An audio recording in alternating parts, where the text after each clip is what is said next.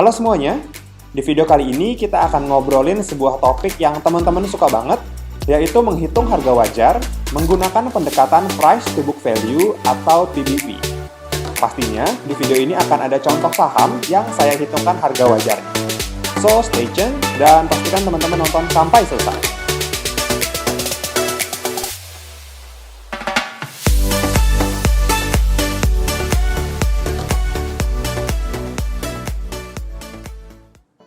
Jadi di sini kita lihat ya, ada foto Warren Buffett dengan salah satu orang temannya yang ada di sebelahnya. Kira-kira teman-teman tahu gak ya, ini siapa? Ya, bapak ini adalah Charlie Munger. Bapak ini adalah tandemnya Warren Buffett dalam menjalankan perusahaan Berkshire Hathaway. Itu perusahaan investasi yang terkenal banget di US sana. Kenapa saya tampilin foto beliau berdua? Jadi ada sebuah quotes yang saya suka banget dari Pak Charlie Munger. Kita lihat ya. Jadi Pak Charlie Munger ini ngomong, "Those who keep learning will keep rising in life." Artinya, siapapun yang tetap belajar akan bersinar, akan bertumbuh, akan berkembang dalam kehidupan. Apa sih maksudnya? Jadi saya nampilin ini karena saya mengapresiasi sekali kemauan teman-teman untuk belajar. Jadi bisa dilihat tuh dari video yang kemarin, menghitung harga wajar menggunakan price to earning ratio, itu banyak banget yang nonton. Itu artinya, teman-teman ini sudah mempunyai mindset yang betul, mindset yang baik, bahwa dalam berinvestasi itu kita harus selalu belajar, jadi jangan cuma nanya, bro, harga wajarnya berapa? Bro, bagusnya hari ini beli saham apa?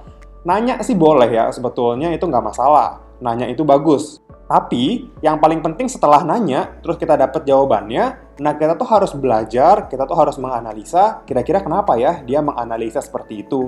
Nah itu baru mindset seorang investor yang betul. Jadi kali ini saya akan mengilustrasikan ini seperti percakapan ya, percakapan antara saya dan teman-teman semua. Mungkin kalau teman-teman bingung, kenapa sih belajar menghitung harga wajar lagi, kenapa sih ini, kenapa sih itu. Nah ini saya coba buat dalam bentuk percakapan.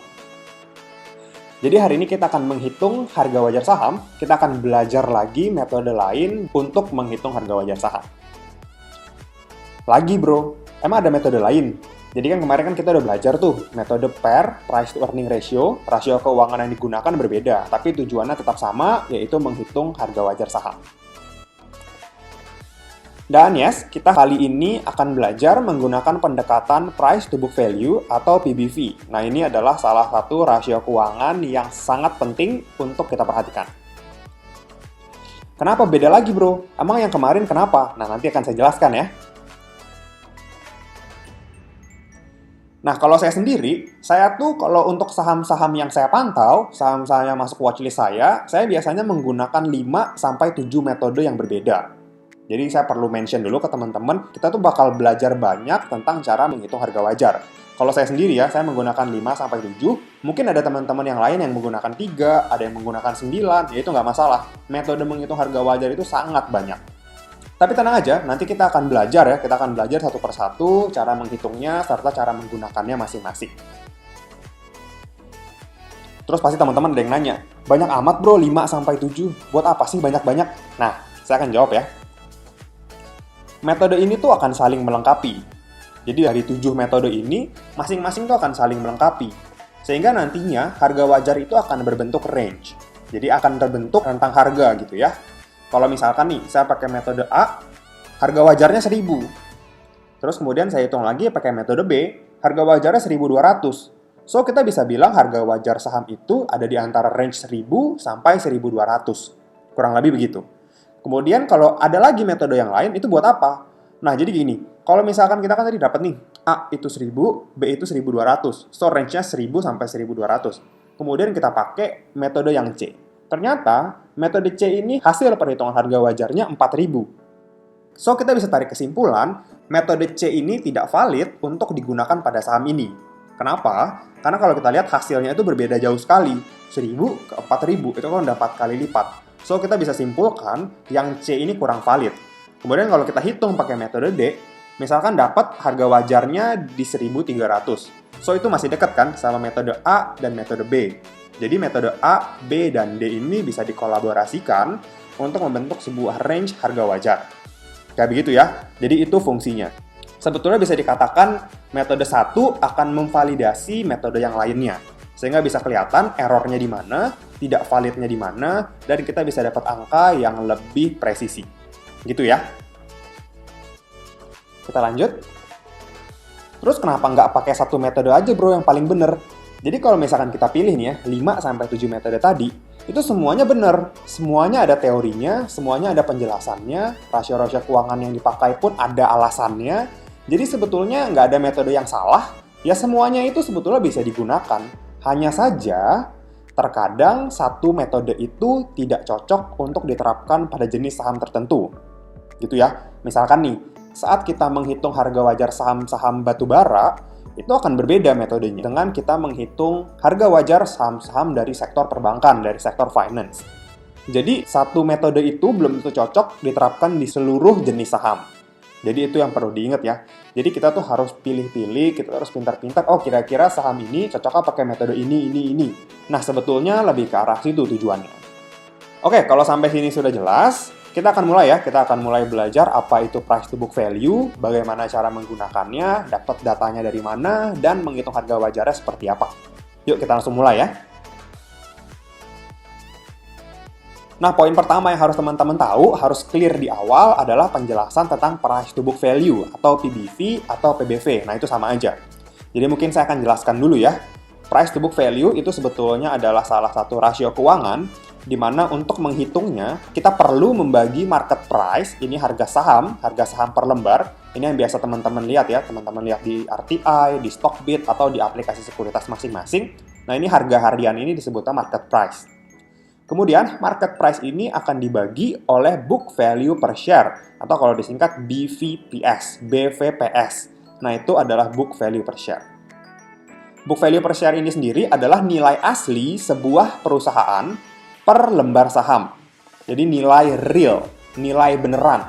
Jadi kalau misalkan perusahaan itu dijual semua, kemudian uang hasil penjualan itu dibagikan ke masing-masing pemegang saham, nah itu adalah book value per share. Kayak gitu ya. Nanti saya akan coba contohkan perhitungannya. Nanti teman-teman bisa lihat lebih jelas di gambar selanjutnya.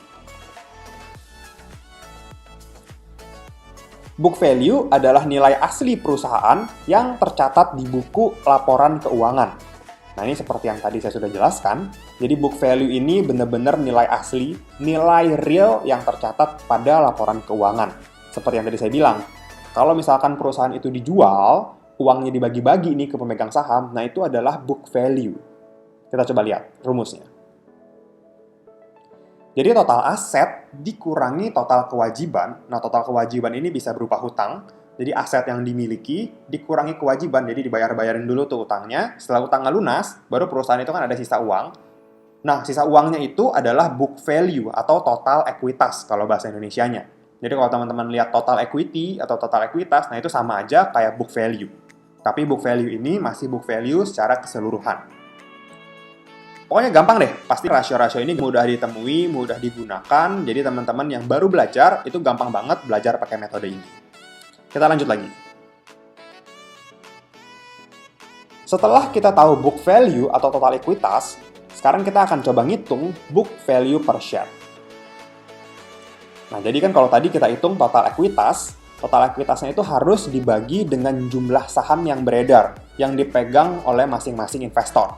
Sehingga nantinya itu akan jadi nilai book value per share, atau harga buku per lembar saham. Gitu ya. Kita akan pakai contoh supaya lebih enak ngelihatnya, lebih gampang nangkepnya. Kita lanjut. Contoh ya, saham ABCD. Saham ABCD ini memiliki total aset 500 miliar. Tapi, dari aset 500 miliar itu, dia juga punya kewajiban, punya hutang yang nilainya 350 miliar. Kemudian datanya, jumlah saham yang beredar adalah 200 juta lembar saham. Sehingga, kalau kita kurangkan total aset dengan total kewajiban, kita akan dapat book value atau total ekuitas. Yang mana 500M dikurang 350M, maka book value atau ekuitasnya senilai 150M. Gitu ya. Kita lanjut sekarang. Book value per share, caranya adalah total ekuitas yang 150M dibagi dengan jumlah lembar saham yang beredar, yaitu 200 juta lembar. Maka akan kita dapatkan book value per share-nya adalah Rp750 per lembar saham. So, nilai realnya adalah Rp750 per lembarnya. Kita lanjut lagi. Nah, setelah kita tahu book value per share perusahaan ABCD adalah Rp750 per lembar saham, step selanjutnya adalah kita bandingkan dengan harga per lembar sahamnya. Contoh ya, harga saham ABCD saat ini di pasar market price-nya 1.800 per lembar saham. So, kita bandingkan kedua nominal ini. Harga saham dibagi book value per share, 1.800 dibagi 750, maka hasilnya 2,4. Sehingga price to book value perusahaan ABCD adalah 2,4 kali. Artinya, perusahaan ini dihargai 2,4 kali lebih mahal daripada nilai realnya. Padahal nilai realnya hanya 750, tapi dijual seharga 1.800. Kurang lebih perbandingannya seperti itu. Sehingga kita tuh harus membayar lebih mahal, yaitu 2,4 kali lipat dibanding harga realnya.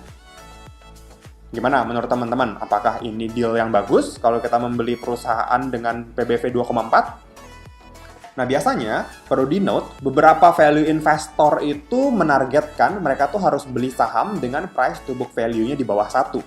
Kenapa sih di bawah 1? Karena saat price to book value di bawah 1, itu tuh artinya mereka membeli perusahaan yang lebih murah dibandingkan harga realnya.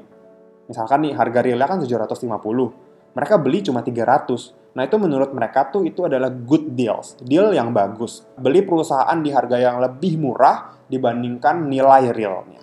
Nah, gitulah konsep kenapa value investor itu suka dengan saham-saham yang price to book value-nya di bawah 1. Gitu ya. Tapi kita akan coba lihat contoh selanjutnya. Oke, kita catat ya. Perusahaan ABCD, price to book value-nya adalah 2,4 kali. Kemudian kita bandingkan dengan saham perusahaan EFGH, di mana harga sahamnya 600 dengan book value per share 1000. Nah, di sini bisa lihat nih, nilai realnya 1000, tapi harga sahamnya hanya 600. So, kalau kita hitung, price to book value perusahaan EFGH ini hanya 0,6 kali. Jadi kita bisa dapat perbandingan, perusahaan ABCD 2,4 kali, perusahaan EFGH hanya 0,6 kali PBV-nya.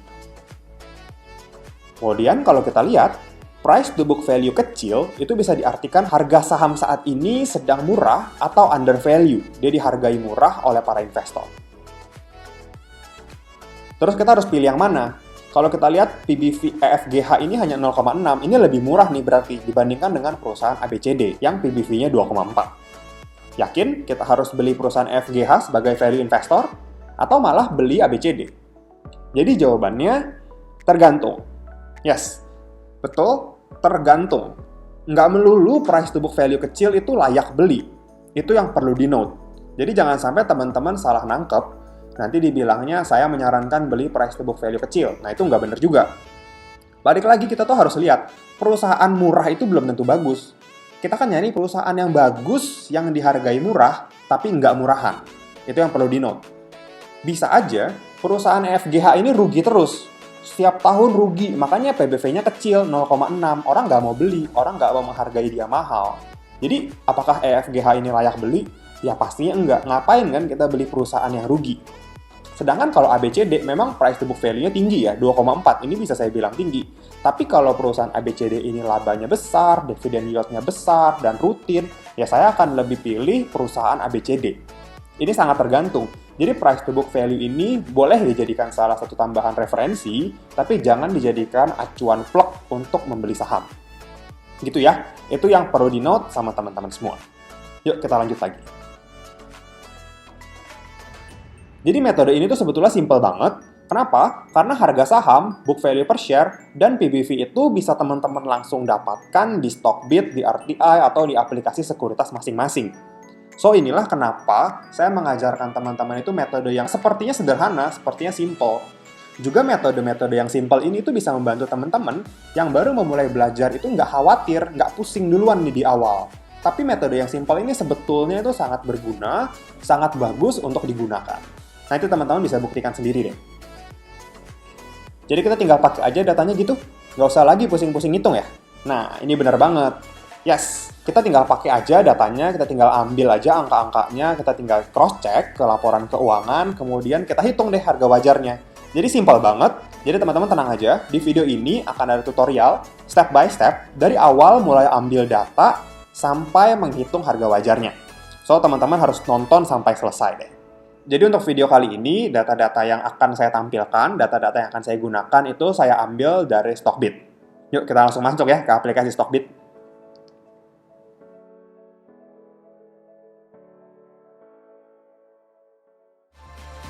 Sekian dulu ya video kali ini.